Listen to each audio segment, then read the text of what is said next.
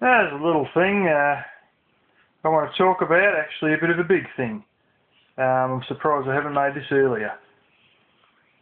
That is some of the crap we hear over here.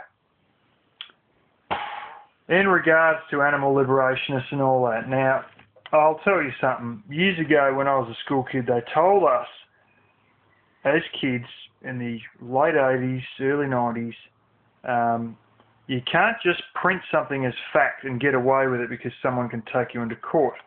Well, here I am, age 32, and I can tell you right now, it's been going on since the late 90s, and they can get away with it, and they do. They have a great tendency over here to video stuff that happens in the United States. I'm talking about factory farming. I'm talking about cattle who are in a very small pen who just spend their whole life standing up on concrete, and then they wonder why they're getting hip problems. You know, ones that have had hormones injected into them or put in their feet or however the hell they do it. Things of that nature. That sort of stuff turns up here in some circles, and they're all shocked and appalled, and then they're out there protesting. You shouldn't do this, da da da da da da da.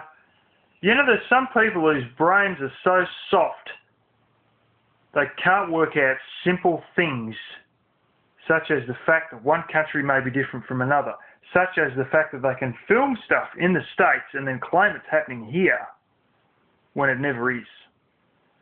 And that's what happens.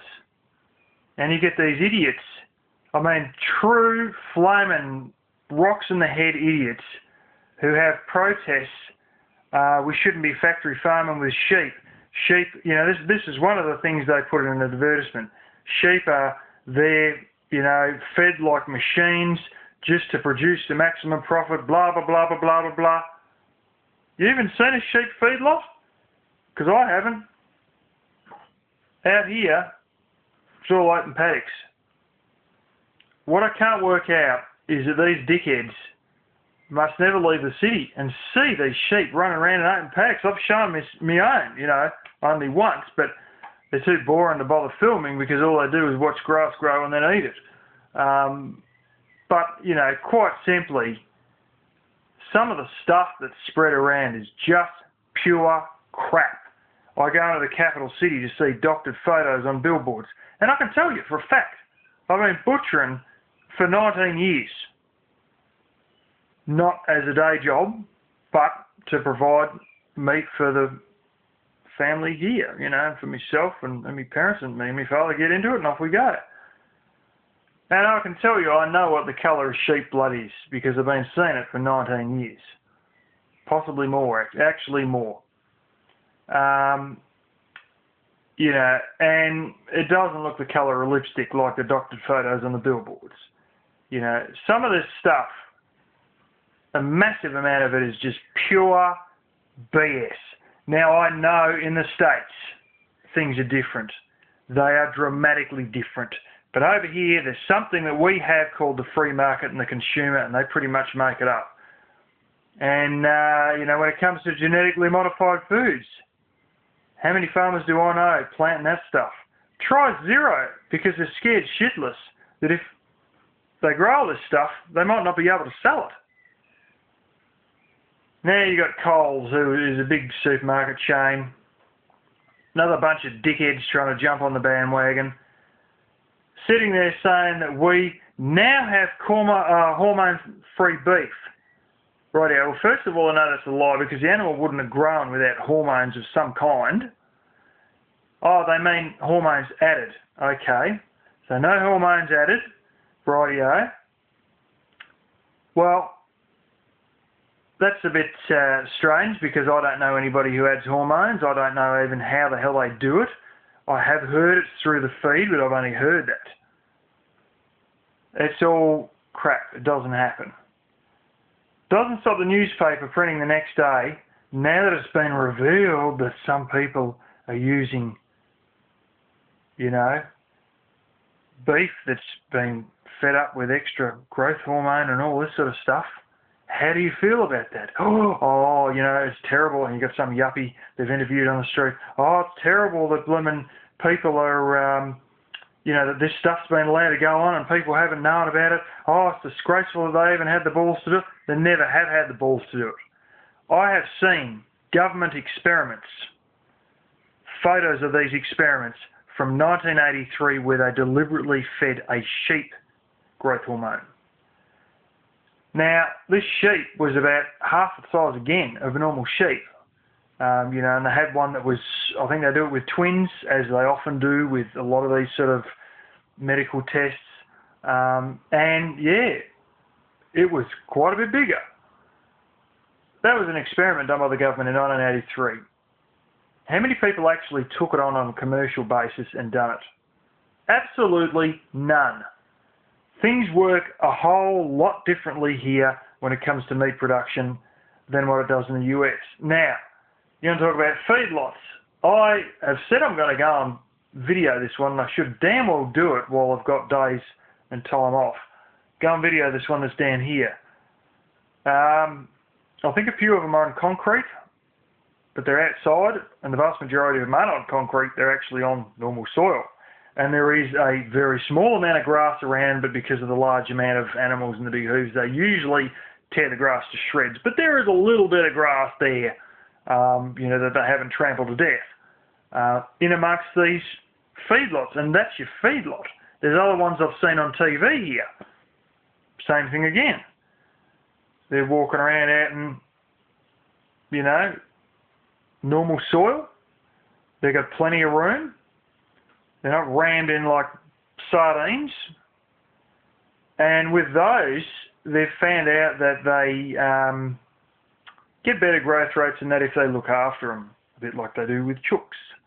And so what they do is they've got all these misters, and they didn't have this originally, but now they do. And now it's actually becoming standard because animals are often hot when they're...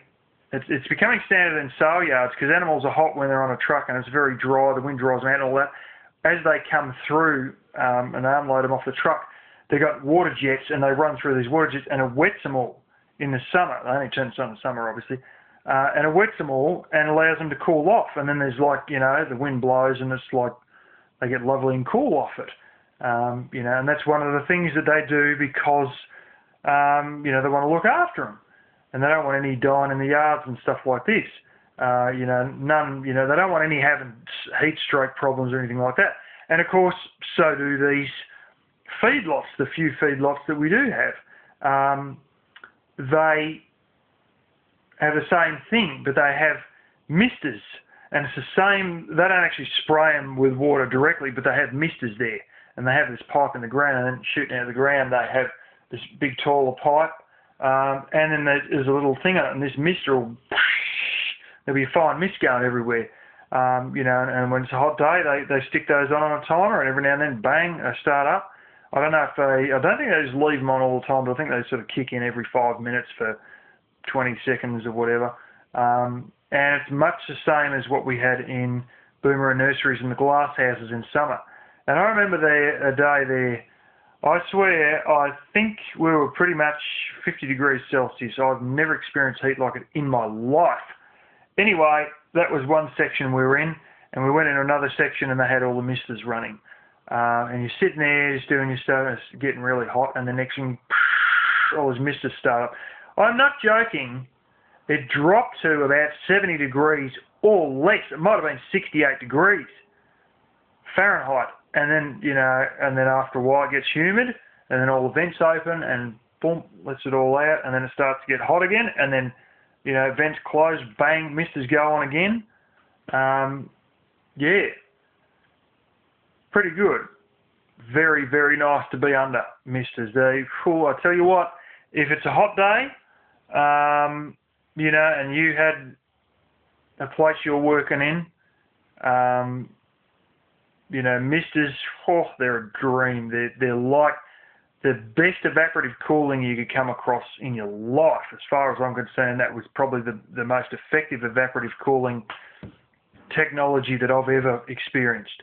You know, and this is the sort of stuff they do with cattle to keep the cows happy and you know, not have them sort of growth rates affected, or issues with any dying in extreme heat or anything like that, or getting heat stroke and getting a bit sick on it or whatever. And, you know, I'll talk about chickens. How are chickens? Well, they make sure they get the most scraggly one they can find when they show them on TV. I guarantee outright that the ones you see on TV, I swear it looks like they've been cutting some of the feathers off the bastards just to make it look worse. I mean, honestly, most of them are nowhere near that bad ever. Most of them have a lot of their feathers still on. There's a thing they can do to them. I think they throw sulphur in the feed or something like that. Or they don't feed them for a day and a half or 2 days or something. And then they feed them, but they throw sulphur in the feed, and then bang, all those scraggly little feather stubs and all fall out, and they get a whole fresh lot of new feathers.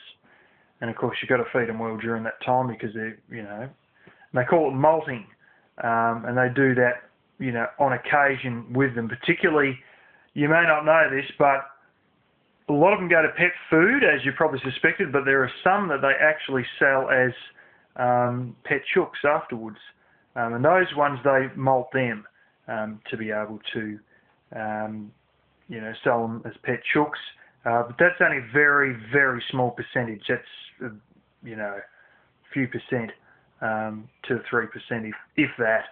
And there's only one place I know that actually even does that. The rest of them just wholesale, bang, straight out to the abattoir, and that's your pet food. Now, your meat chickens, it's all a lot different with meat chickens. They got plenty of room. I mean, a lot of room. I have been in sheds. There are 10,000 chooks in those sheds. Now, not once or twice I've been in these sheds, a lot of times. And you walk into these sheds and you could, if you could chop the wings off a 747, you could slot a whole 747 into one of these sheds. I mean, these are absolutely huge. And you'd still have room to spare. You know, after a 747 went in there, no worries. You could get the wings and stick them in there as well, and probably fit a handful of Learjets in as well. I mean, these are big, big sheds. And in those sheds, they'll have 10,000 chooks. And you go in there and they all just run around doing their own thing, and they got little, like, they call them perches. Yeah. It's basically like a little stand, like a little blimmin' 2 legs like that, and they come out like that, and then they've got all these rungs between them, and they have a whole bunch of them just laying everywhere, and some of them they like to sit up on them, so they let them, you know, sit up on those, and that, and just stuff around and do whatever they want to do, walk around in there, and I'm not joking, they live better than I do. That is not a lie. They live better than I do when it comes to heating and cooling. They got these big fans, most of them are evaporative systems that are actually broken half the time, but they have these massive blowers. And I mean, when you get in front of these blowers, by hell, if you ain't cool, nothing ain't.